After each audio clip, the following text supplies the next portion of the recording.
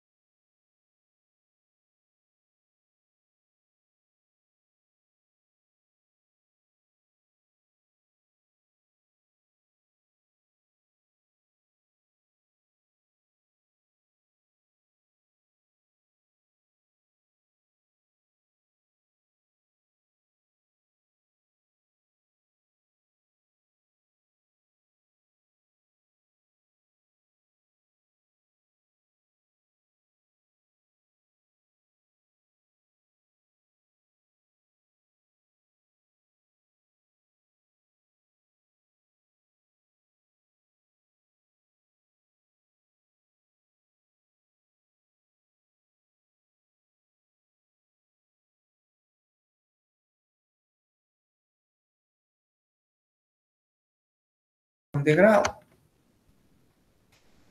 En razón de grado consiste en delegar a jueces que conozcan en primera instancia de un asunto y ante la inconformidad de la sentencia dictada por el juez acuo, o el juez acuo se le llama el que conoce en primera instancia, se tiene la posibilidad procesal de impugnar mediante el recurso de apelación. Si un juez, por ejemplo, de primera instancia de familia, donde se conoció el trámite de un divorcio ordinario, la vía ordinaria por causal determinada, declara sin lugar o improcedente el proceso o la demanda de divorcio, esa sentencia puede ser recurrida por el afectado y al ser recurrida inmediatamente se cursará al juez o al tribunal o a la sala de apelaciones competente corresponda. Esa es la razón de grado.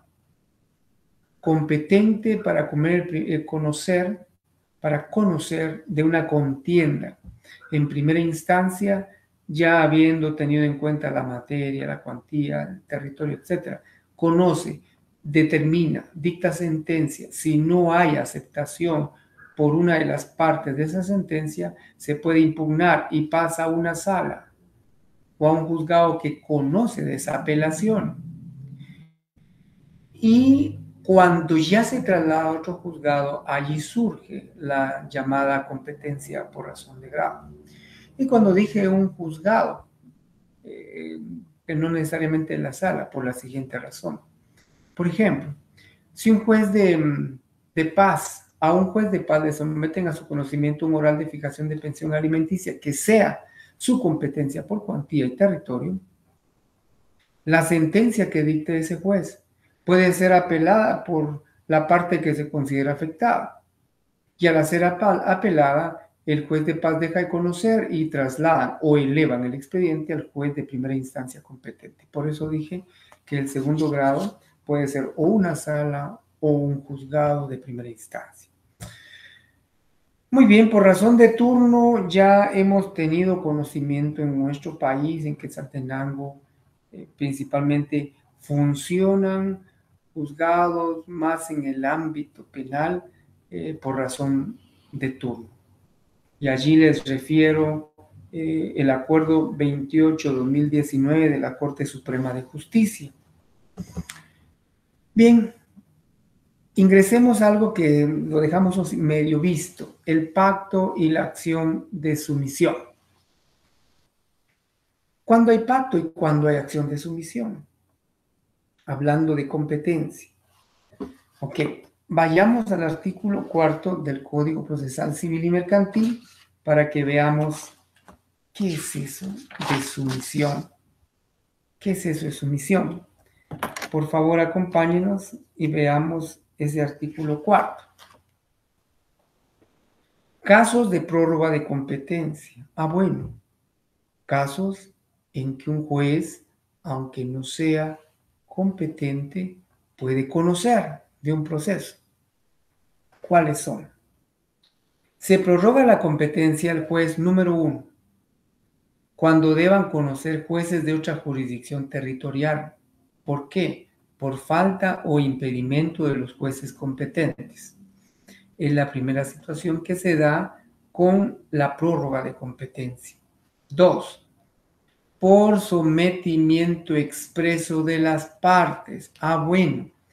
Entonces puede haber un pacto de sumisión en el que las partes saben, demandante y demandado, saben que no son digamos que la competencia, mejor dicho, para conocer de un asunto no es del juzgado de Zacapa, corresponde a un juzgado de Jutiapa, por ejemplo.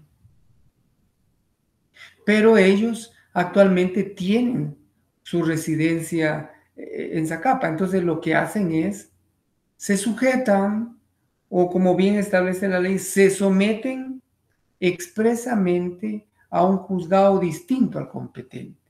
en su acción, en su demanda, las partes, digamos que se tratara de un juicio voluntario de divorcio por mutuo consentimiento, y las partes establecen que su sede conyugal siempre la mantuvieron en la cabecera departamental de Zacapa y todo, pero que actualmente se encuentran en Jutiapa y que de manera expresa quieren someter esa diligencia voluntaria al conocimiento de un juez distinto al competente en materia territorial.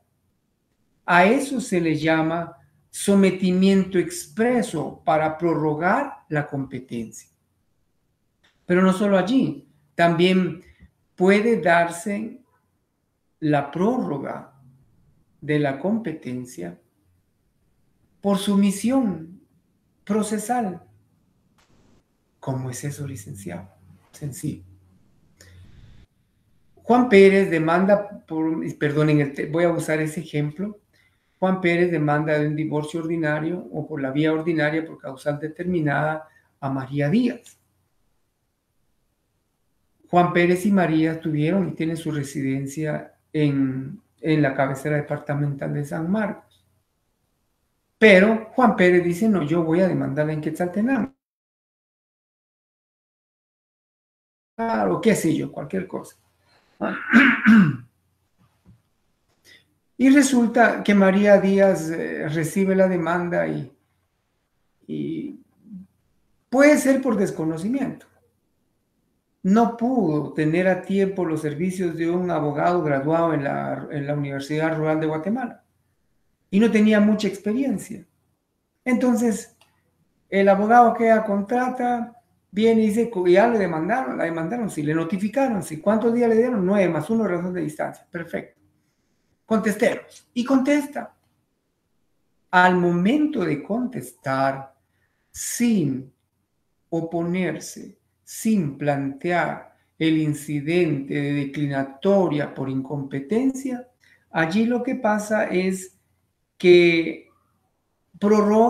aceptan la prórroga de la competencia al contestar la demanda. Pero hay otros dos supuestos en relación a la prórroga de la competencia. La reconvención. Si nos demanda, el actor demanda en un juzgado distinto al competente, pero no solo contestamos, sino reconvenimos. Por reconvención, ¿qué hicimos? Someternos, sujetarnos y prorrogamos automática y tácitamente la competencia. Por acumulación también puede darse de procesos, por otorgarse fianza a la persona del obligado en determinados procesos. Bueno, son circunstancias que se dan. Y dijimos pacto cuando es un arreglo entre las partes.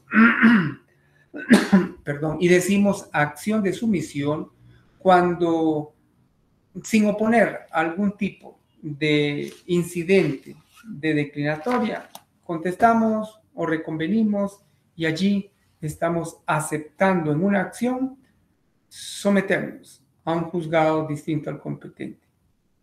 Bueno, auxiliares de los jueces, creo que no tenemos que hacer mayor referencia, son temas muy, muy, muy elementales y yo creo que sí los conocemos todos. ¿Quiénes son? Notificadores, los oficiales, comisarios, notarios, depositarios. Vamos viendo ahí, se recuerda también del secretario, no me lo va a dejar en algún lado, por favor. Vamos a ver. Sí, un depositario. Aquí tenemos al notario. Ya vimos también que puede ser un auxiliar del juez. Aló, ¿cuándo un notario es auxiliar del juez?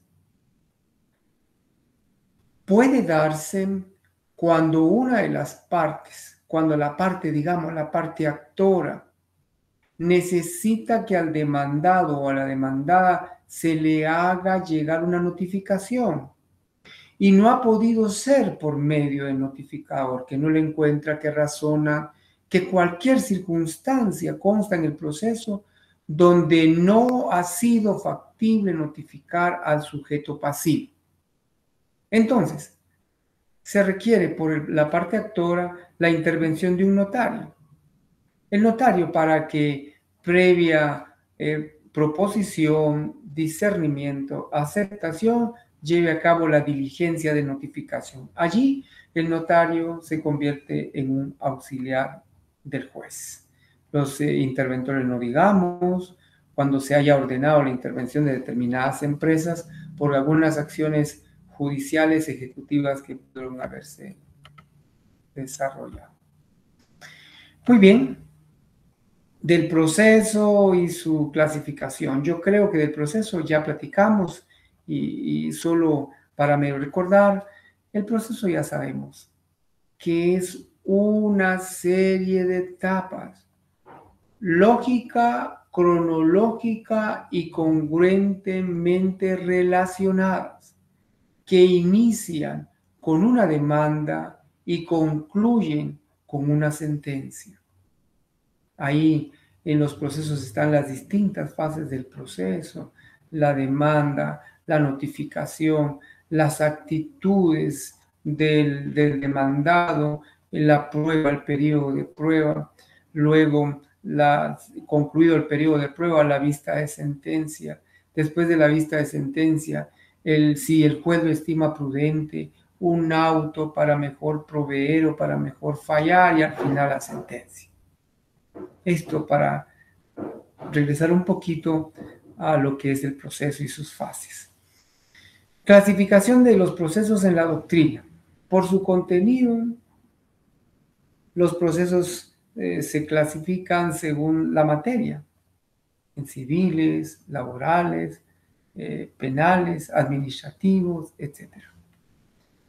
También se dividen según la afectación total o parcial del patrimonio de una persona. Son singulares cuando solo afectan parte del patrimonio. Están los ejecutivos en la vía de apremio, está el ejecutivo común, están las ejecuciones especiales. Y también están los universales, cuando afectan la totalidad del patrimonio, por ejemplo, el concurso voluntario, innecesario y quiebra, sucesión hereditaria, etc. Por su función, la clasificación que atiende a la finalidad del proceso que se plantea. Veamos. Reiteramos que esos procesos o en la doctrina, al clasificarlos por su función, atiende exactamente la finalidad que se persigue con un proceso determinado. Proceso cautelar y medida de garantía. Aló, jóvenes. Se le denomina proceso cautelar cuando procuramos la aplicación de cualesquiera las medidas contenidas en el artículo 517 al 537, una anotación de demanda, un embargo precautorio, qué sé yo. Se le llama proceso cuando se hace antes de iniciar un proceso principal. Por ejemplo, licenciado, don Juan Pérez y María Díaz, casados con el régimen de comunidades gananciales, se separan y Juan Pérez, los bienes que adquirieron pueden afectar el patrimonio conyugal, pueden enajenarlos o dilapidarlos. Entonces María Díaz dice, bueno, me urge un abogado de la rural que me ayude a procurar evitar que Juan disponga de nuestros bienes, que venda la casa, que venda los terrenos, etc. Entonces, el abogado dice, bueno, planteemos un proceso cautelar de embargo precautorio antes de iniciar el juicio ordinario de divorcio. Estamos. Allí es proceso cautelar. ¿Aló? ¿Y cuándo es medida de garantía? Es medida de garantía cuando planteo el juicio ordinario de divorcio y dentro del mismo cuerpo de esa demanda, yo solicito que como medida cautelar se ordene la anotación de esa demanda. Esa es la diferencia. Pero bueno, porque los procesos según su función pueden ser cautelares y pueden ser de conocimiento. Cautelares, ya hablamos del proceso cautelar y de las medidas de garantía. Y de conocimiento, bueno, pero antes de pasar al proceso de conocimiento, para no dejarlo en el tintero, ya sabemos dónde están regulados, ahí le mencionamos la norma, pero sus características, las características del proceso cautelar y las medidas de garantía. La subsidiariedad, es decir, que es subsidiario, que depende de un proceso principal. Periculum in mora es otra característica del proceso cautelar, de las medidas de garantía. Periculum in mora significa que en la tardanza de la acción procesal está el riesgo. En la tardanza está el riesgo. Y la característica de provisoriedad o temporalidad, esta significa que no solo es subsidiario porque depende, el proceso cautelar y la medida de garantía depende de un proceso principal. Hay peligro en la tardanza y que es provisional. Allí, ojalá no me equivoque, va a usar el artículo 535 del Código Procesal Civil y Mercantil y establece que la vigencia de una resolución, de una medida cautelar dictada en proceso, tiene un plazo de 15 días. Después de ese, dentro de ese plazo hay que plantear la demanda, y si no se plantea, quien haya sido afectado con ese proceso o esa medida cautelar puede solicitar la revocación de la misma mediante el procedimiento que la ley establece, que es un incidente. Pero bueno, ahora pasemos a procesos de conocimiento. Los procesos de conocimiento son amplios, de cognición llamados generales, llamados plenarios también, de conocimiento, como ya lo dijimos. Son constitutivos, son declarativos y son de condena. Constitutivos porque buscan constituir, modificar o extinguir una relación jurídica. Constitutivos, por ejemplo, un juicio ordinario de divorcio que hemos hablado mucho como ejemplo, al final en sentencia se constituye una nueva realidad jurídica de las partes. Si declaran con lugar el ordinario de divorcio, dejan de tener un estado civil de casados para ser nuevamente solteros. Declarativos, porque se fija o hacen, declaran para hacer, aunque suene reincidente o redundante, declaran una relación jurídica que existe. Por ejemplo, en un juicio de apeo, digamos en un amparo de posesión o tenencia. Al final del juicio, en sentencia, el juez declara a quién le asiste el derecho. Y los de condena imponen el pago determinado de una prestación. Pasemos ahora entonces a esta otra clasificación doctrinaria. Por su función también pueden ser de ejecución. Por su función, ya vimos que pueden ser cautelares, procesos cautelares, de comisión y de ejecución. De ejecución. Los procesos de ejecución lo que buscan realmente es el cumplimiento de un derecho previamente establecido. Para eso están los juicios ejecutivos, para que se procure hacer cumplir un derecho que ya existe legalmente establecido.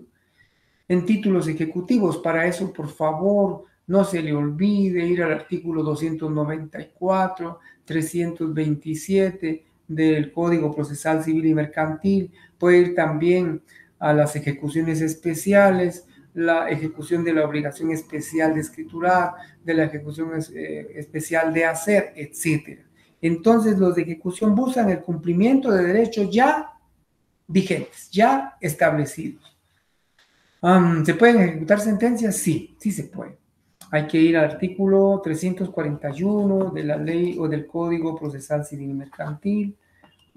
Perdone que vayamos un poquito así rapidito, pero recuérdense que el tiempo que tenemos es bastante corto y tenemos que maximizar su aprovechamiento. Quiero ir solo para completar lo de la ejecución, de los juicios de ejecución. 341, vamos a ver si no estamos equivocados. 340 y 341, efectivamente.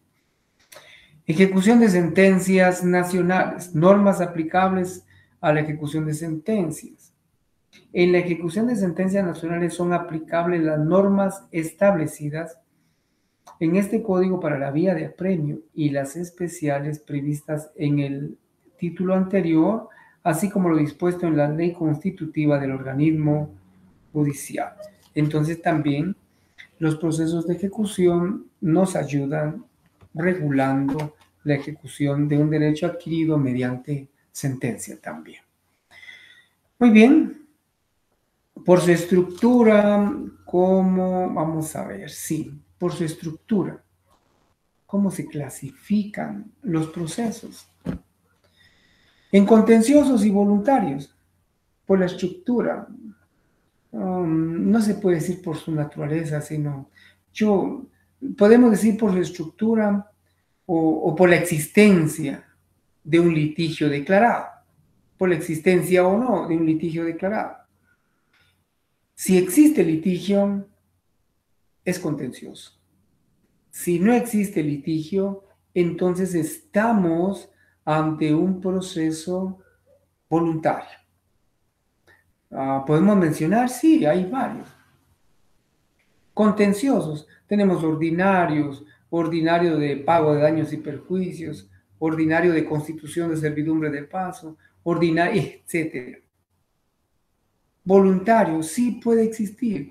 Por ejemplo, una diligencia, un voluntario de divorcio por mutuo consentimiento, por ejemplo, las diligencias de titulación supletoria, todas aquellas circunstancias en las que no existe litigio, contienda entre partes, pueden tramitarse por la vía voluntaria. Entonces, por su estructura son o contenciosos o voluntarios.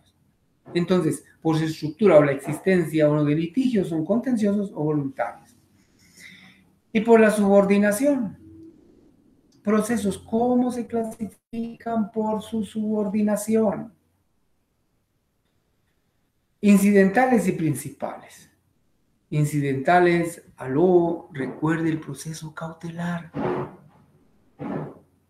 Recuerde, es solo incidente, es subsidiario, es temporal, es provisional y depende de un proceso principal.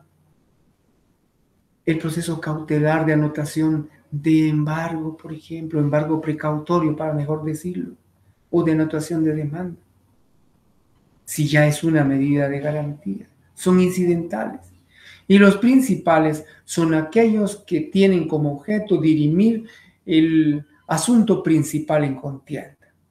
Bueno, allí estamos con la clasificación doctrinaria de los procesos. ¿Y ahora qué tenemos? La clasificación de los procesos en la legislación actual nuestra. De conocimiento y de ejecución. ¿Cuáles son los procesos de conocimiento regulados en nuestro Código Procesal Civil y Mercantil? Juicio ordinario, juicio oral, juicio sumario, juicio arbitral. Aunque el arbitral, ahí se recuerda que existe la ley de arbitraje y conciliación, donde están específicamente regulados. Para que no se le olvide, usted diga cuando son los juicios de conocimiento, diga oso, ordinario, sumario, oral, y no se le olvide.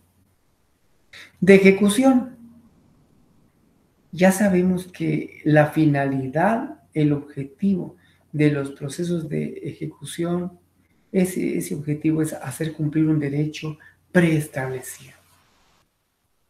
Y recuérdese que le mencioné ya, hay que ir al artículo 294, 295, 327, 341 del Código Procesal Civil y Mercantil para que usted haga un listado. ¿Un listado de qué? De los títulos, de los documentos que sirven como títulos ejecutivos, por favor.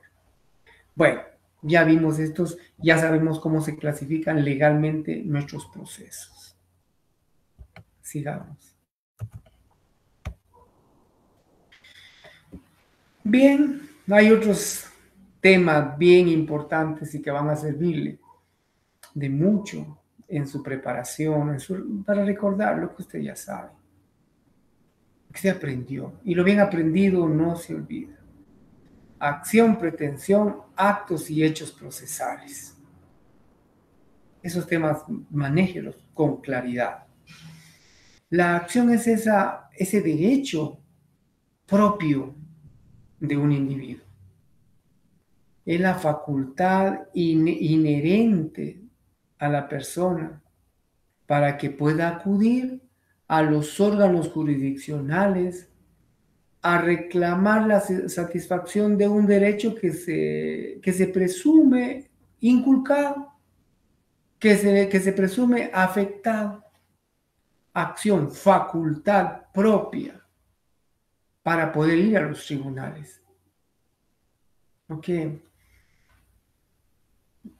Una pareja vienen, se separan, no son casados, pero hay 6 hijos.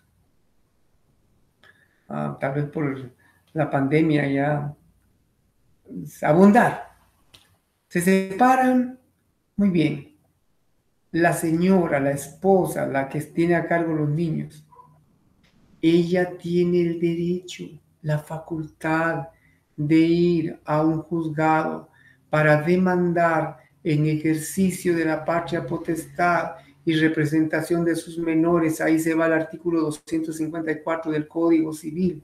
¿Para qué? Ese derecho para demandar al progenitor para que cumpla con el pago de la pensión alimenticia. Pero eso es un derecho que tiene, la facultad. Y si no quiere, y si no necesita, o si está llena de orgullo de algunas pocas mujeres que dicen, bueno, ya se fue, no tengo, pero no le pido. El orgullo basta, aunque esté pasando penas. Pero es un derecho que tiene. Por eso la acción es facultad, derecho propio. ¿De qué? De poder ir a un juzgado. Ahora, pretensión. La pretensión ya es distinta. La pretensión es documentar, materializar la acción ante juez mediante demanda para hacer traer a una persona, a un adversario y poder exigirle el derecho que se tiene. La pretensión es hacer documento, materializar esa acción para poder reclamar un derecho. Bueno, ya estamos dentro de un proceso. En un proceso hay actos procesales. Y los actos procesales pues ya dependen de la voluntad de las partes, pero se clasifican en actos o procedimientos del juzgado, de las partes y de terceros. ¿Cómo se puede diferenciar, licenciado? Los actos procesales del juzgado son todas aquellas diligencias que se realizan atendiendo el principio de inmediación, donde el juez debe estar presente. Son actos procesales del juzgado. Actos procesales de las partes son todas las pretensiones que las partes ya en proceso hacen saber, requieren al juzgado. Por ejemplo, demandan a X persona, digamos a Juan Pérez, para que pague pensión alimenticia. y pasa el término que la ley establece, el término del emplazamiento que ya veremos, y no comparece. Entonces, la acción de la parte demandante es solicitar que se haga efectivo el apercibimiento de que se declare rebelde a Juan Pérez porque ni apareció, ni contestó, ni excepcionó y no tomó más que una sola actitud del demandado, la rebeldía. Hay que pedirlo, es una acción de las partes. Otra acción de las partes, si están las dos partes y comparecen a proceso, es aportar prueba. Cualesquiera de las clases de prueba que vamos a ver. Entonces, los actos procesales son del juzgado, de las partes y de terceros. ¿Y quiénes son los terceros? Los terceros pueden ser los testigos, los terceros depende, digamos que sea un juicio ordinario de nulidad, de un instrumento público. Tercero puede ser el notario a quien sorprendieron en su buena fe o que se prestó para una falsedad. Pueden ser los terceros en un proceso, los que coadyuvan en el desarrollo del proceso, pero que no son ni afectados directos ni favorecidos con la sentencia. Bueno, los hechos procesales son circunstancias que se dan en proceso, aislados de la voluntad de las partes. Ahí hay una serie de ejemplos, pero tenemos todos, la interdicción o el fallecimiento. Hay una demanda, un ordinario digamos, de limitación de fincas. Dos hermanos que se están peleando la fracción de un terreno y al final tardan años, recursos de toda clase y no logran dirimir esa controversia ni buscar un arreglo. Uno de ellos fallece. Ese es un hecho procesal que tiene consecuencias, sí. A la interdicción. Otro hecho procesal podría ser, por ejemplo, la pandemia. Son circunstancias aisladas o ajenas a la voluntad de las partes y que al final generan consecuencias. Hechos son circunstancias no previstas, aisladas de la voluntad de las partes. Pero tanto los hechos como los actos procesales tienen consecuencias. ¿Cuál es la consecuencia de alguien que fallece sin lograr disponer de su patrimonio, sea o no en litigio? ¿Cuál es la consecuencia? Que surge a la vida la sucesión intestada. Y ahí entonces nos enviamos o nos vamos imaginariamente al artículo 1076-1078 del Código Civil para establecer el orden de sucesión. Bueno, hablamos de hechos y de actos. Irrespetables jóvenes. Vamos ahora a las pruebas anticipadas, a las notificaciones, a los despachos, a los exhortos y suplicatorios y vamos a ir también al emplazamiento. La prueba anticipada, yo a veces en son de broma y en las clases, de repente estoy frente al alumno, yo no sé ni quién me vea, pero decía, esta no es la prueba anticipada clásica, es la prueba anticipada de la relación sentimental. No, la prueba anticipada en derecho procesal civil y mercantil es generar, es tratar de producir mediante la intervención de un órgano judicial competente de prueba que me va a servir.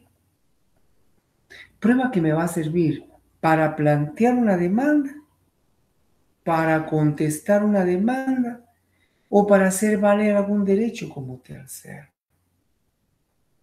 ¿Y qué clases de prueba regula el Código Procesal Civil? Están las posiciones. Posiciones, usted va al artículo 98 y encuentra esa denominación. Yo más le llamo declaración de parte. Las posiciones como que tuviera relación con otros temas.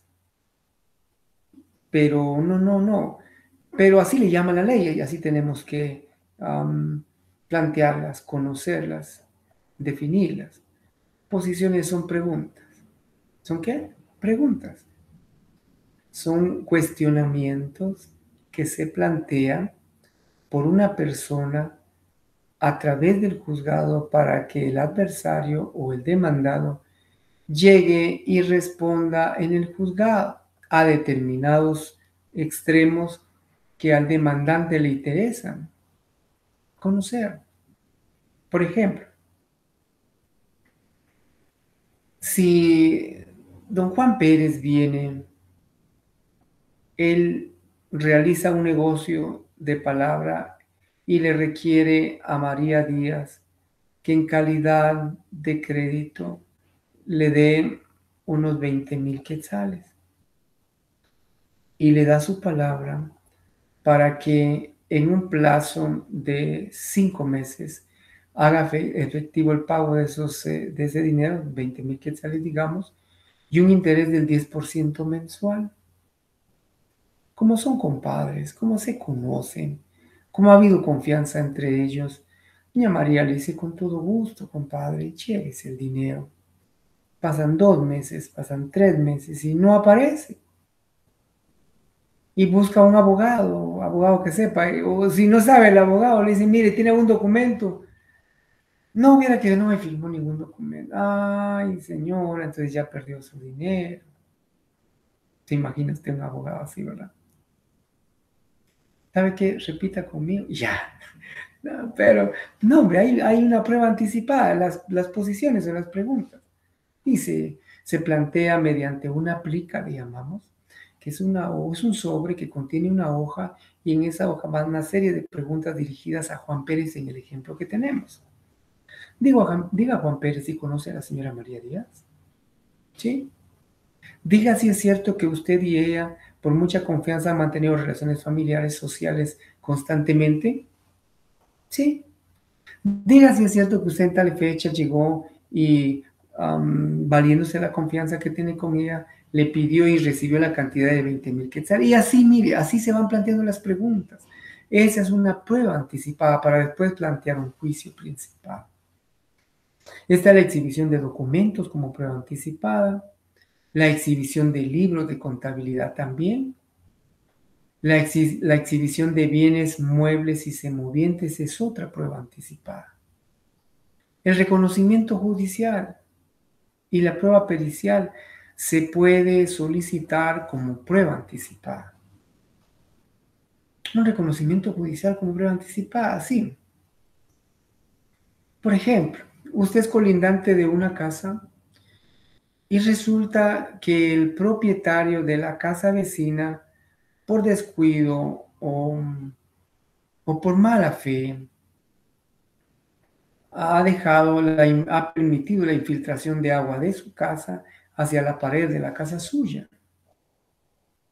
Y usted en varias oportunidades le pidió, le suplicó que por favor protegiera ese lado de su pared y que evitara la infiltración de agua porque la pared suya se encuentra en muy mal estado. Y resulta que su colindante o vecino no quiso. Entonces usted dice, bueno, ¿qué hago? Lo que plantea un juicio, ¿se va a secar la pared? Entonces mejor dicen, ¿no? Un reconocimiento judicial para que el juez venga y de manera directa, con ayuda de un experto que voy a proponer, vea que existe un daño y a presencia de él que el ingeniero evaluador autorizado determine a cuánto asciende ese daño. Mire, es un reconocimiento judicial como prueba anticipada. ¿Estamos? Bueno, testigos. ¿Será que pueden tenerse una declaración de testigos como prueba anticipada? Sí, solo que hay casos en los que la ley de forma clara regula cuándo debe proceder esa declaración de testigos como prueba anticipada. El artículo 104 del Código Procesal Civil y Mercantil lo establece.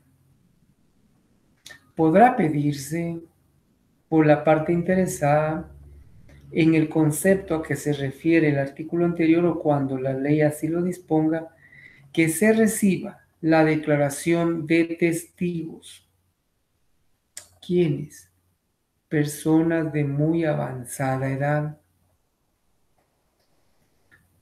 Es una persona en quien usted o que usted conoce y que conoce la situación suya. Es una persona que tiene conocimiento de hechos que le van a servir a usted para plantear una demanda. Entonces se solicita la declaración testimonial de ellos porque se presume que si el proceso es largo y si es en nuestro derecho procesal civil, que es exageradamente legalista y rogado, va a llevar mucho tiempo. Puede presumirse que ya no esté para la oportunidad en que tenga que hacerse valer su declaración testimonial. Por lo tanto, puede pedirlo como prueba anticipada. Persona de avanzada edad. También puede pedirse esa declaración a quienes se encuentren gravemente enfermos. O si tiene conocimiento de que una persona que pueda ser útil para una acción suya, para una pretensión suya, va a irse del país. Entonces, como ven, respetables y futuros abogados, las pruebas anticipadas son diligencias cuyo objetivo es preparar prueba, prueba legal mediante la intervención de un juez. ¿Para qué? Para poder demandar, para poder contestar una demanda o para poder hacer valer algún derecho como tercero en un proceso. Bueno, salimos de las pruebas anticipadas y ahora vamos al mundo de las notificaciones. ¿Qué es notificar?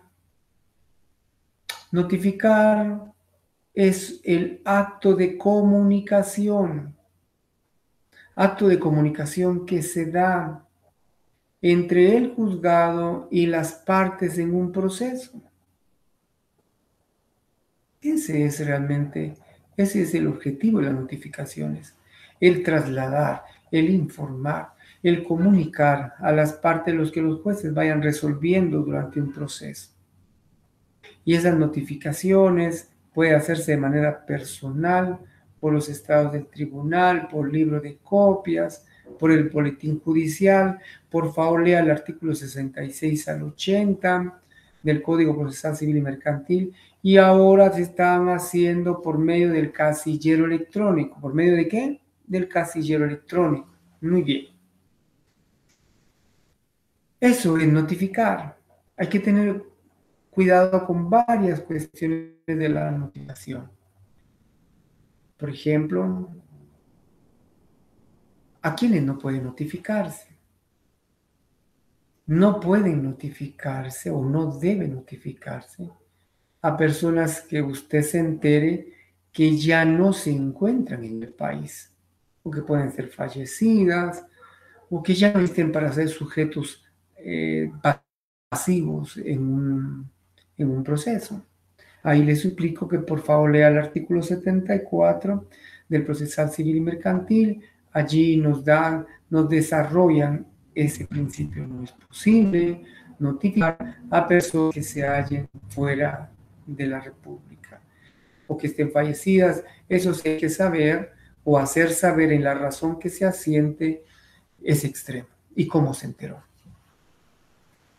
Muy bien, vamos a ver. Y allí le mencionamos los acuerdos 39-2020 de las notificaciones electrónicas. También tenemos el decreto legislativo 13-2022 que tiene relación con las notificaciones. Perfecto. Ahora vemos los despachos, los exhortos y los suplicatorios. Los despachos es una forma de notificar, es una forma de llevar a cabo una diligencia judicial acudiendo de un órgano de mayor jerarquía a uno de menor jerarquía. Si un juez de primera instancia necesita que un juzgado de paz lleve a cabo una notificación, hace esa notificación o lo solicita por medio de un despacho, porque el juez de primera instancia tiene una superior jerarquía en relación con el juzgado de paz. Pero es exhorto cuando un juez de primera instancia necesita que otro juez de primera instancia proceda a realizar determinada diligencia. Ahí es exhorto, porque estamos ante jueces de la misma categoría. Pero es suplicatorio cuando un juzgado de menor categoría, requiere la intervención de una institución o dependencia de mayor jerarquía. Un suplicatorio, por ejemplo, para que la embajada de los Estados Unidos de Norteamérica proceda a realizar determinada diligencia de observación o qué sé yo, a un lugar determinado de ese país. Hay que hacerlo por medio de un suplicatorio. Bien, ese fundamento legal lo encontramos del artículo 81 al 85. Despachos, exhortos, suplicatorios. Creo que de la manera más sencilla se los he compartido. Y ahora pasamos ya a una demanda.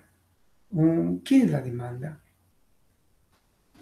Es materializar la acción. Es el primer acto procesal que debe llenar formalidades, que esas formalidades están contenidas en el artículo 61 del Código Procesal Civil y Mercantil. Y no solo allí, están contenidas en el artículo 106, 107 y 108 del mismo cuerpo legal. Entonces, ese primer acto procesal no es de redactarlo de manera informal, no es de redactarlo solo con argumentos aislados de los requisitos legales. No, para nada. El artículo 61 del Código Procesal Civil y Mercantil establece los requisitos básicos para ese primer acto procesal. El escrito inicial de demanda tiene que llenar los siguientes requisitos: la designación del juzgado, los nombres de la persona contra quien se inicia la acción, relación de los hechos, fundamento de derecho, apartado de pruebas, pretensión, lugar y fecha, etc. La firma del actor o el abogado a requerimiento de, en ese primer acto procesal que se llama demanda. No olvide tener mucho cuidado en integrar los artículos 61, 106, 107 y 108 del Código Procesal Civil y Mercantil. Plantea la demanda, el juez la conoce, es competente, resuelve, le da trámite, vamos y se notifica al demandado o a los demandados. Allí nace a la vida otro tema que es el emplazamiento. Emplazar es convocar, es informar a una persona que hay una acción iniciada en el juzgado en contra de ella. Veamos. Cuando emplazamos, artículo 111, por favor, es importantísimo leerlo para que no vayamos a descuidar ese acto procesal trascendente.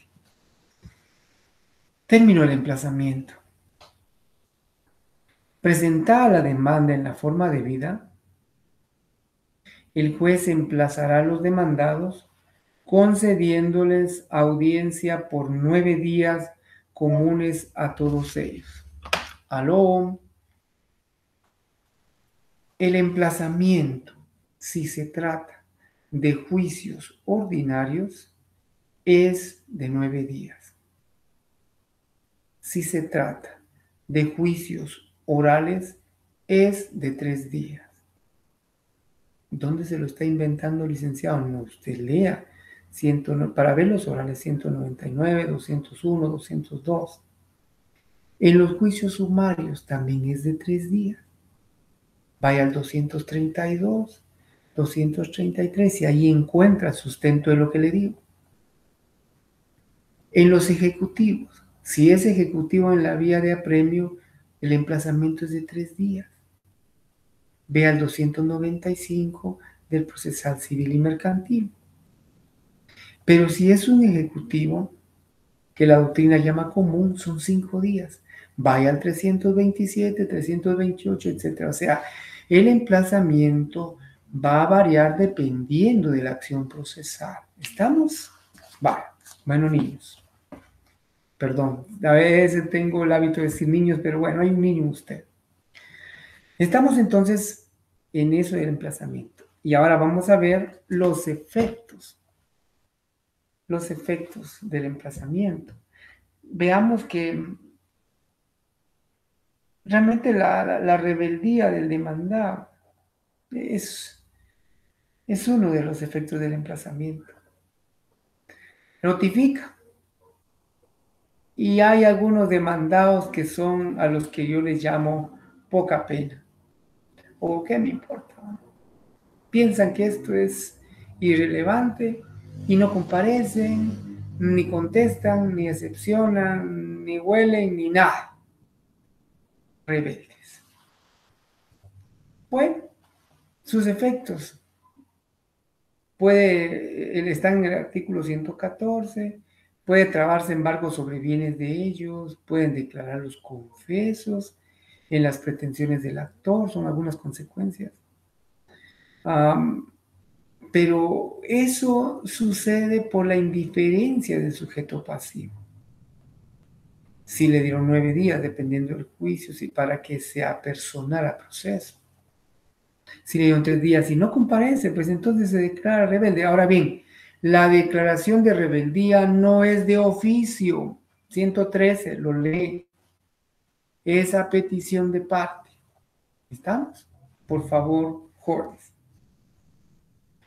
¿Podrá dejarse sin efecto la rebeldía? Sí se puede dejar sin efecto. Cuando el demandado pruebe que no compareció no porque era poca pena, no porque asumió la actitud de que me importa, no, sino porque hubo una circunstancia insuperable, no prevista, que le imposibilitó comparecer en tiempo al proceso. En esos casos y previo trámite incidental, puede dejarse sin efecto la resolución que los declara rebeldes. Bueno, y podrán tomarse los procedimientos después de haber sido declarada la rebeldía. Bueno, ¿qué me importa el poca pena? ¿Será que después puede venir y tomar los procedimientos? Sí. Puede ir al artículo 113, 114 allí. Vamos a ver. Te voy a llevar junto conmigo a ese artículo. 114. Perdón. Me estoy poniendo la ley y ya dejo de irradiar mi imagen. Bueno, compareciendo el demandado después de la declaración de rebeldía, podrá, eso es una facultad del demandado, podrá tomar los procedimientos en el estado en que se encuentra. ¿Tendrá algún beneficio? Sí, porque puede controlar la prueba que va a aportarse para que no sea afectado de una manera muy contundente, para apelar o impugnar algunas resoluciones, pero sí puede tomar los procedimientos en el estado en que se encuentre. ¿Podrá sustituirse lo embargado por otros bienes y cómo se tramita? Bueno, sí se puede tramitar, se tramita por la vía de los incidentes y puede sustituirse lo embargado si uno considera que el bien que le han embargado rebasa el monto de lo que se está queriendo garantizar. Puede sustituirse. Ruego que se sustituya la finca A por la finca B, toda vez que la finca B tiene un valor que cubre el monto de mi deuda, por ejemplo. Bueno, actitudes del demandado, ahora las vamos a resumir. ¿Qué actitudes asume el demandado? Le notifica la demanda. Una, poca pena, rebeldía. ¿Cómo se decreta? ¿Porque el juez debe hacerlo o a petición de parte? Usted conteste, a petición de parte. Allanamiento. El allanamiento es otra actitud del demandado y la puede asumir. Y la puede asumir cuando esté convencido de que efectivamente el derecho que reclaman o que le reclaman le asiste al actor. ¿Para qué contienda? Un escrito y se allana. Señor juez, es cierto. Lo que indica el señor en relación a, a la perturbación de su esquinero, sus mojones, es cierto. Fue un descuido mío, razón por la cual me allano a la demanda que se me ha planteado y ruego que se resuelva esa contienda. El juez resuelve. ¿Será que siempre que el juez se allane o que el demandado se allane, el juez puede dictar sentencia? Bueno, no. No. Es necesario en algunos casos probar algunos extremos. Por favor, lean. Yo el tiempo que tengo es muy cortito, pero voy a ver si llevo alguna de las normas que yo recuerdo para... Vamos a ver. Sí. Cuando se trata de trámite, de procesos, de divorcio, el allanarse no puede constituir una base suficiente para que el juez acepte la contienda de divorcio por causal determinada. Y es necesario, vamos a ver, vamos a revisar este tema. El divorcio y la separación solo pueden solicitarse por el cónyuge que no haya dado causa a él y dentro de los 6 meses siguientes al día en que se haya llegado a su conocimiento los hechos en que se funde la demanda.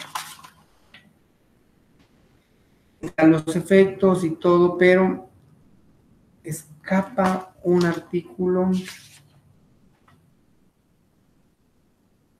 que ruego por favor con diligencia se sirvan revisar. Que es necesario en algunos trámites, por ejemplo en el divorcio, yo no quiero entretenerme en esto por el tiempo que tengo, pero que no es necesario, no es suficiente solo el allanamiento, hay que probar la causal que se invoca. Hay que revisar, por favor, doctrina, jurisprudencia, para darle sustento a esa argumentación. Bueno, allanarse puede ser de forma total, puede ser de forma parcial. Me allano en tal sentido, pero no en cuanto a que el terreno del Señor mida tantas cuerdas más, ¿me entiende? Pero es aceptar, allanarse es aceptar una demanda, total o parcialmente. ¿Qué otra actitud puede asumir el demandado? Otra actitud que puede asumir el planteamiento de excepciones previas. En el artículo 116 al 121 están descritas y está el procedimiento de las excepciones previas. Las excepciones mixtas son aquellas que se pueden plantear con la contestación de la demanda, pero se resuelven como perentorias. Se pueden interponer como previas y se pueden resolver como perentorias. Prescripción, cosa juzgada, transacción y caducidad. Muy bien. Otra actitud del demandado es contestar la demanda. Si no está de acuerdo con la demanda que se ha instaurado en su contra, tiene todo el derecho de contestar y esa es una actitud válida que está regulada en el artículo 118 del Código Procesal Civil y Mercantil. Y el planteamiento de las excepciones perentorias. Eso se da, todas las excepciones perentorias son innominadas. Las previas están en el artículo 116, puede encontrar demanda defectuosa, puede encontrar caducidad, prescripción, etcétera, y están denominadas. Pero las excepciones perentorias no tienen nombre. Ese nombre se lo asigna el abogado atendiendo su experiencia y el litigio que está en contienda, que está en discusión en el juzgado. Pero no solo contestar y plantear excepciones perentorias, puede contrademandar y ese es un derecho que tiene el demandado. Muy bien. Con la prueba, creo que allí no tenemos mayor problema porque solo sabemos que la prueba realmente es el medio idóneo para demostrar la verdad o falsedad de algo. La prueba como instrumento es ese medio y como procedimiento es la actividad procesal cuyo objeto es convencer al juez de las afirmaciones expuestas por las partes. ¿Y dónde están todos los medios de prueba? Muchos los vimos ya en la prueba anticipada, pero el 128 del Código Procesal Civil y Mercantil tiene el desarrollo, la descripción de los medios de prueba. Declaración de parte, testigos, expertos, reconocimiento judicial, documentos, medios científicos, etc. Ahí pueden verlos, incluyendo las presunciones legales humanas. Las fases de la prueba: ofrecimiento, la proposición, el diligenciamiento, la valoración. Y la valoración de la prueba es un acto eminentemente subjetivo del juzgador, solo que debe atender en esa valoración la prueba legal como uno de los medios, uno de los procedimientos para valorar la prueba, de libre convicción y la sana crítica razonada. Prueba legal es si la ley dice que hay que darle valor, no hay para dónde. Vea el artículo 186 del Código Procesal Civil y Mercantil. Deberá darse plena prueba a los documentos expedidos por funcionario en el ejercicio de sus funciones. ¿Okay? La libre convicción, esto no es aplicable en el derecho procesal civil y mercantil. Y la sana crítica razonada es aquella valoración que se da por el juez atendiendo su experiencia, la psicología, la ciencia, etcétera, etcétera. Muy bien. En cuanto a las clases de resoluciones, yo estoy seguro, jóvenes, que los decretos que ustedes alguna vez leyeron son todas las resoluciones de mero trámite. Los autos son resoluciones motivadas mediante las cuales se resuelven algunas incidencias. Y la sentencia es la resolución final, la que dirime una controversia o un juicio. Los juicios que regula el Código Procesal Civil y Mercantil, ya dijimos, ordinario, sumario, oral, ejecutivos, ya los describimos. Muy bien. En los juicios ordinarios son materia de juicio ordinario todos los asuntos que no tengan un trámite especial. Los juicios orales, por favor lean el artículo 199, allí encontramos todos los juicios que son materia del procedimiento oral. Y ahí están los de ínfima cuantía, los de menor cuantía, pensión alimenticia, rendición de cuentas, división de la cosa común, etc. Está incluso la jactancia, el oral de jactancia.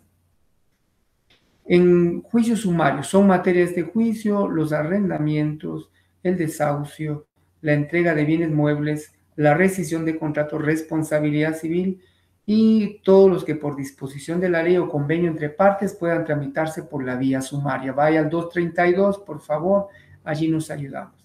Y juicios ejecutivos, aquellos ya lo platicamos lo suficiente, con que se pretende realmente ejecutar un derecho ya declarado. Solo como referencia, el esquema del juicio, un esquema descriptivo de un juicio ordinario. La demanda está en los artículos que ya los hablamos, la notificación y emplazamiento platicamos de excepciones previas ya, las actitudes del demandado describimos todas, el periodo de prueba, un juicio ordinario que son de 30 días, artículos 123 y 124, la audiencia de vista de sentencia, que está en el 142 de la Ley de Organismo Judicial, pero que la tenemos, esa vista de sentencia, en el 196 del Código Procesal Civil y Mercantil. Y en el 197 encontramos el auto para mejor fallar antes de dictar sentencia. Y por último, sentencia. 198, Código Procesal Civil y Mercantil, 143 y 147 de la Ley del Organismo Judicial. En pocas palabras, ese esquema descriptivo también se aplica al juicio sumario. Vaya al 230 y solo quiero proyectar esta diapositiva que le puede servir de referencia.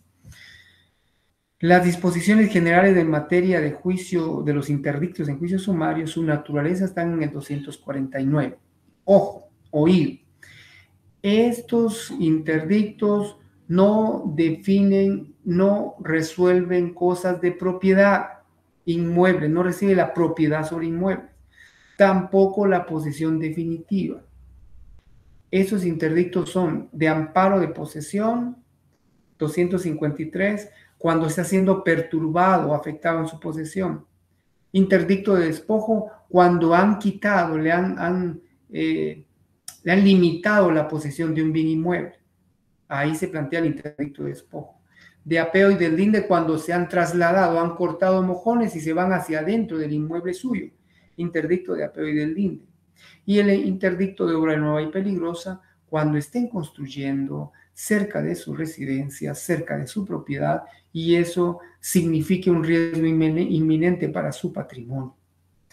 El plazo o el término de emplazamiento son 3 días, el periodo de prueba son 15 días. Y repetimos, en los interdictos, igual que en el sumario de desocupación o desahucio, allí aplican las mismas disposiciones del código, del juicio ordinario, salvo los plazos, el emplazamiento.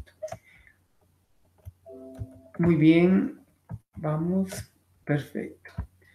Muchas gracias, Dios los bendiga. Los dejo con unas cuantas preguntitas que pueden resolverlas, estoy seguro, de manera despaciosa, ampliando contenidos que consideren sean útiles. Mis disculpas si no hemos cubierto todos los contenidos como debe ser, mis disculpas por alguna falencia, pero mi deseo es que Dios tenga misericordia de ustedes y cumplan sus deseos o los anhelos de sus corazones. Dios los bendiga. Dios los guarde y hasta siempre. Su amigo el licenciado Eleazar Cifuentes. Buena tarde.